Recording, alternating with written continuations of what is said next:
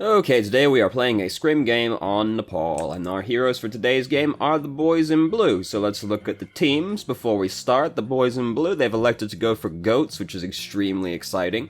A more aggressive version of goats, because they've elected to go double dive tank Zarya, so likely an anticipation of this being Sanctum. So there is a fair chance that the enemy team elects to go with long-range DPS, in which case we want to get all up on them real good-like, which would be helped by the dive tanks.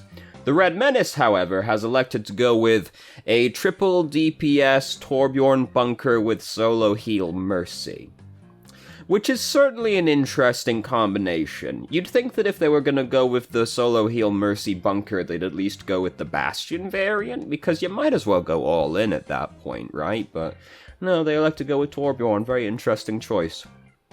Also, I want to point out that Mercy's name is Bush Bacon, which is one of the most interesting euphemisms I've ever heard. So, let's start the game. It'll be interesting to see how the Red Menace deals with this. Likely they'll come around on the left-hand side and buckle down over here. You know, maybe moving up to the point overlooking. The boys in blue, it will be difficult for them to cover the entirety of the point and get to the Red Menace easily without taking a bunch of damage, so it will be better for them to go around the left-hand side, so they have to go cover less open ground, essentially, to get to the Red Menace. Now, the Red Menace's Doomfist has been hiding behind this pillar over here, and is now going off on his own little mission. The boys in blue were extremely unlikely to have noticed that happening unless they were paying very close attention, because Doomfist was also keeping a low profile, so we'll see if they get caught off guard by that. And not to give too much away, but Zarya's fucking dead. So, a bad start for the boys in blue. Not catastrophic, necessarily speaking, and they're pretty invested at this point. Red Menace rotating around and getting set up on the point. Doomfist overextends and gets himself caught by Bridget's stun, and now he's dead. But Mercy manages to res him, tucked around the corner a little bit, so it's hard for the Red Menace, or the boys in blue rather, to get to her. And Bridget just used Whip Shot and Shield Bash, so they're like the easiest ways they're gonna deal with the Mercy resing somebody. Hanzo's done a great job of building ult charge during this procedure as well, and now he's managed to get his ult off, and yeah, it's all starting to fall apart for the boys in blue. So watch Lucio now. No, Lucio, hold on! Oh, God, there he goes. Fucking dead. Rest in peace. So a bad start for the boys in blue. They make a slight adjustment. They have now decided that they are not going to run goats anymore. They've now gone for solo tank Hammond, and they've gone with triple DPS with the Sombra in there. So you could argue there's another support in there, but, you know, I don't think Sombra is much of a support, but some people would still argue. So the, how much ult charge did we drop doing that exactly? Because it's not like we were close to winning that fight or anything, but it happened for a while. Lucio was pretty close to having his ult at 50%, you know, as a healer, so that's kind of an unfortunate drop, but it's better to preserve the ult charge on Zenyatta over the Lucio, so I guess it's fine, but it is unfortunate, because the boys in blue at this point, you know, they've acquiesced almost 40% of the rounds so far, and now they're starting at 0% ult charge versus a bunker comp, so it will be difficult for them to generate much ult charge. They're probably only going to get one ultimate each, unless somebody does an incredible job this round, so, scary. Just to be starting over at 0 when you're already over a third of the way through the percent, or for a third of the way through the enemy team building up percent. Which is an awful way to phrase that, but you get the idea. So Hammond's in, and Hammond's now really fucking in. So Hammond's not respecting the fact that there's a Roadhog in the vicinity, went in kind of ahead of his team, got hooked into the pit. Not well-coordinated dive from the boys in blue. Hanzo has been doing well building up ult charge, having only just changed, he's already managed to make his way up to 2/3 ult charge. The Red Menace do not have great options for dealing with the pharmacy. Their best options are basically Hanzo, so that is a good switch from the boys in blue, noticing the lack of counters that the Red Menace has. Hammond swung all the way around. No, he just kind of like lobbed himself right over the top there. Doesn't do a huge amount, gets him a little bit of ult charge. Goes for the boop, doesn't manage to get anybody off, though Orisa came pretty close. Hanzo, meanwhile, has managed to pick off the Doomfist. I heard Mercy start rezzing. Where did Doomfist die? Doomfist died right there, next to the staircase. Alright, right next to my head. I heard Mercy. Does Mercy go for the res on him? That's a bold fucking attempt. No, I thought I heard Mercy start rezzing. I guess I'm crazy. So, Orisa's been hacked. Not the most pivotal hack for the Red Menace, but they only have solo heal Mercy, and her attention is currently being divided across multiple people, so she simply can't keep the Orisa alive. She goes in for the res, tucks in hard, manages to get the res. Boys in Blue just lost their Zen. Just basically got shot across the point from Hanzo, very unfortunate, and then Hammond dies as well. This is a really bad time to die with your ultimates up, because the Red Menace are at 90% at this point, and Hammond just gets picked off, really getting fucked over by Roadhog, who's doing a good job of keeping him down, pretty much. Zen got res, so he's able to use trance right here, but he's basically just using it to stall, which isn't really a great use of company resources, but was about the best he was gonna get, given the circumstances. And all credit to Pharmacy, you know, they've managed to do about as much as they can. They're the only reason the Boys in Blue have got any hope at all right now, but doesn't quite work out, so unfortunate, you know. They managed to get their ultimates built up in time, but just barely, and then a couple people got picked off right as they built up their ultimates as well, so it's a risky switch to go for on a King of the Hill map where you don't have a lot of time to generate ult charge regardless, and then against a bunker comp, which is hard to build ult charge against. It's risky to drop like 5 out of 6 people's ult charge at that point. Hanzo did great. He managed to build up a lot of ult very quickly, but nobody else... Well, Hammond got there in the end, but he got picked off. Zen got shot by Hanzo, such is life, but didn't work out. The Pharmacy switch was good. Red Menace didn't have many ways to counter it, but I would have liked if we'd focused more on the fact of, well, the Red Menace, they've got solo heal Mercy, which is a woefully small amount of healing. So, if we just go, basically bunker back at them with, half bunker, then go Pharmacy with the 2 heals, we can basically just out-sustain them. If we can, like, match them presence-wise on the point, and we just out-heal them, it will be difficult for them to compete with us, because if we've got Pharmacy up there, and then, like, Ana or Batista with our bunker, and they move in on the point, it'll be very difficult for them to just out-sustain us. The risk would be getting bursted to death, basically, by, like, Batista or Hanzo, which is where the Batista would be a better switch, having the natural buffer of the lamp. So, the Pharmacy is a good switch, but given the lack of sustain the Red Menace had, I would have liked if we basically just tried to fight it out with them a little bit more, and then just out-sustain them. They've got Pharmacy poking away at them, Mercy's having to split her attention across multiple people. We saw the weakness develop right there because we saw Mercy having to split her attention between someone in the back getting hit by Hammond, and then Orisa getting hit at the front by Pharah, and she just couldn't keep up with these two things. So I would have liked leveraging on that weakness of the comp a little bit more, just very bad sustain, but the Pharmacy was a good switch. So, Boys in Blue, we've basically gone goats now with Mei instead of one of the tanks, so very sustainy build. An easier map to get on the enemy team with, less having to go really around the edges to get to them.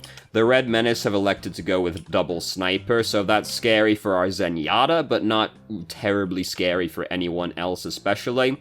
And if you can get set up on the point on Village, it's very difficult for snipers to really get a huge amount of value as well.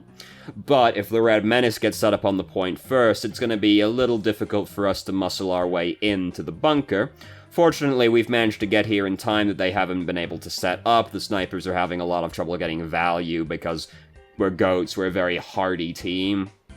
Basically, Zen's got to keep his head down, but other than that, not too much to be afraid of. Hanzo managed to build his ult up really quickly, but then he just wasted it. Like, his team's whole team is dead, and he decides to use it anyway. You'd think he was gonna switch based off an ultimate like that, where he's just chucking it out to see what happens, but no, he stays on the Hanzo, so a very interesting decision. They note that they're going Goats, so now they change off the Widow to the Doomfist, who will fare a little bit better versus Goats. Zenyatta's still gotta be scared, but they've gotta try and muscle in at the point at this stage, which is a little hard to do with a bunker comp. Who the fuck was that just came online over here? Y6YHNMJU7. Bruh. Stop trying to buy the fucking V-Bucks from these robots. It doesn't work, okay? So, anyway, our Hanzo manages, or Reinhardt, this is not Hanzo. Reinhardt just muscles his way out and gets a not fantastic Earth Shatter off. Doesn't get a huge amount of value out of it. Bridget's clash with the Doomfist, which is unfortunate for the Bridget more than anybody else, to be honest. And we lost Zen, which is very unfortunate because Zen's so close to having Trance, which will be really helpful in any team fight that you have. Bridget manages to go 1-for-1 with the Doomfist, but we're not able to stop the Mercy from getting her res off. Hey, everybody just stop touching the point real fast, says May. And, unfortunately, we're not going to be killing this Roadhog anytime soon, but it buys the boys in blue a lot of space, enough time for Zen to get back and use Trance to counter the Molten Core.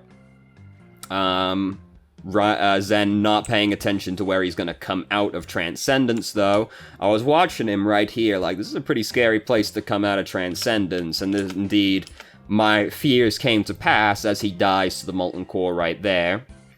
But at this point, Red Menace has been dealt with. They wasted a lot of their ultimates and didn't get control of the point either, so at this point, the boys in blue should be feeling pretty good about themselves. They've got Sound Barrier and Barrage up. They've almost got Earth Shatter up, so given how much the Red Menace just expended, things are looking good for the boys in blue. They've got a massive ult lead over the Red Menace, who are basically all starting at 0 at this point, as they hard switch into Goats just to try and get back and match them on the point. And so now Brawl's gonna break out, but the boys in blue are just massively favored in this fight. They wall off half the team with the Mei right here, pick off Zari before they can get in. Ryan builds Earth Shatter, doesn't manage to get a huge amount out of it. I think he got nobody with it, actually, but the Red Menace, it's just such an uphill battle coming in with 0 ult charge versus 3 ults and getting walled off by Mei, so easy clap one way and now easy clap the other way. So now we'll see if either team adapts to what just happened. The boys in blue, they've been staying with this pretty closely so far. Going back and forth a little bit on the Mei pick, decide to go over to Diva. I think I like the Mei a little bit more overall. Just, like, Mei's not going to get as much value on this point. It's not as fun to wall somebody off on Shrine as it is on Village, as we saw. Village was very sad to get walled off in, but I feel like, given what the Red Menace has shown us so far, Mei's better overall for just harassing and bullying them around, especially since we've seen so far that they are very fond of their Doomfist.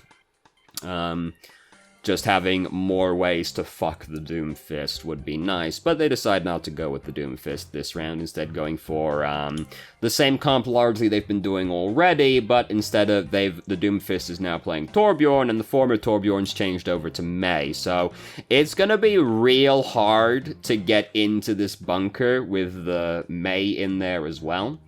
But, again, we've got, like, huge sustain being Goats. It's easy for us to muscle our way in there. And the Red Menace, they've still only got the solo heal Mercy, so it is difficult for them to match our overall sustain. So as long as nobody gets walled off by Mei and nobody gets just clapped by Hanzo, it shouldn't be too much of an issue. Provided we can actually get in to begin with.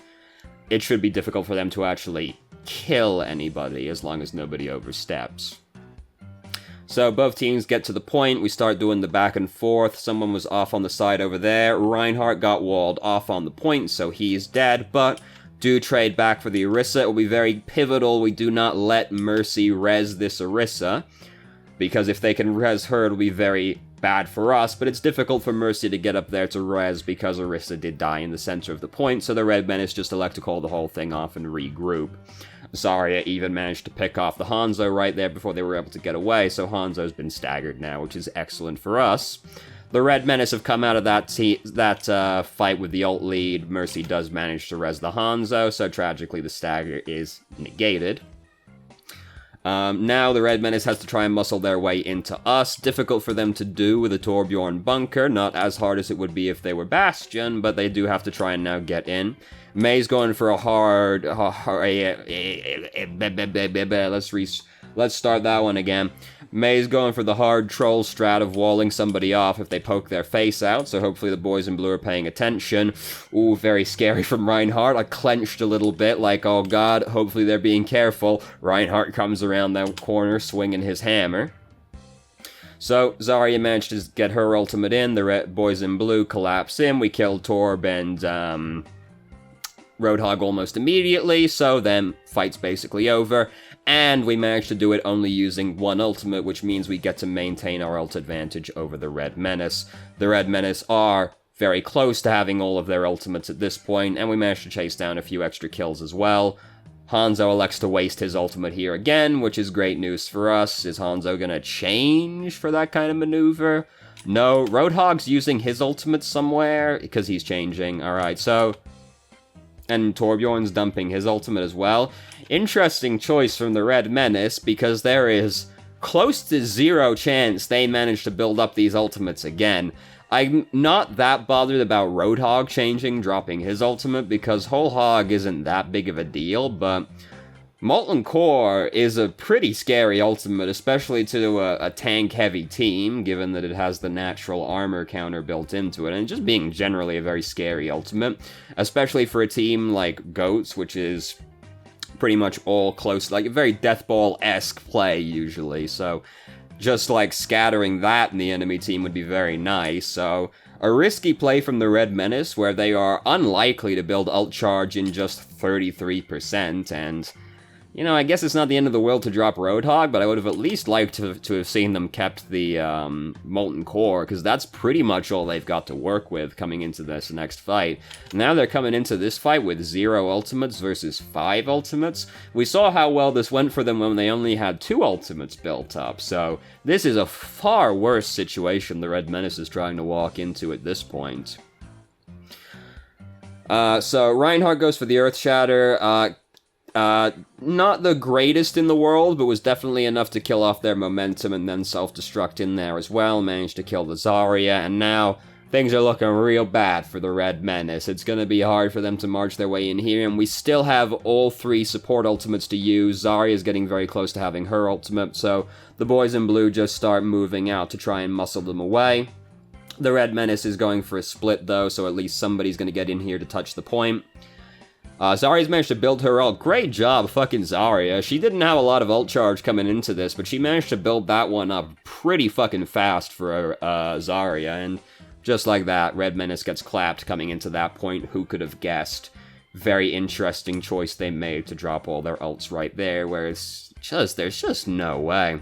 So, good, well played overall by the boys in blue. I feel like the adaptation in round 1 was half of the way there, but not quite all the way there. But then coming into round 2 and 3, we capitalized more strongly on the weakness by just going Goats. And it's going to be very hard for the Red Menace to ever match us, pretty much, sustain-wise, with solo heal Mercy. So, as long as nobody just does anything glaringly stupid, it'll be hard for those team comps to hold us back with their limited sustain. So, Red Menace just did a very poor job of adapting after round 1. Well, round 1 they didn't necessarily need to adapt, everything went well for them during that round, but then round 2 they failed to adapt, just coming in with largely the same team comp, not identifying the issue that they just can't match the boys in blue's staying power if they go Goats with Mercy. If they're committed to sticking with the solo heal strat, they've really got to pick someone who is a higher output healer. Ideally, it would be Moira being the highest output healer, but Anna would also be not terrible, but she would have trouble matching goats entirely by herself, but she would bring the extra utility of being able to hopefully anti-heal the goats comp in Retribution. But the Red Men is just doing a very bad job of adapting. Boys in Blue, round 1, questionable decision making, but 2 and 3 very solid. Red Men is failing to adapt. So we're not going to go through the whole, because let me just show you, because I'm covering it up. This video is like an hour and 6 minutes long. So as you can see, there's a few videos or a few games on this video. We'll come back and watch those over the coming days rather than, we'll split it up over the next week or so. But there you go. So that's round 1. Great job overall from the Boys in Blue. Iffy round 1, but well adapted after that point. So thank you very much for watching if you did. If you have any questions, feel free to ask. I'm more than happy to answer. If you haven't already, you can join our Discord and ask questions more directly and have a conversation about them, or just shitpost with us. I've started streaming on Twitch Tuesday, Thursday, Saturday, 8 p.m. EST till midnight EST. There's a link to the channel in the description. And if you managed to make it all the way through the video and somehow still enjoyed it, please like the video and subscribe for more content of middling quality in the future. And I hope you found the video helpful.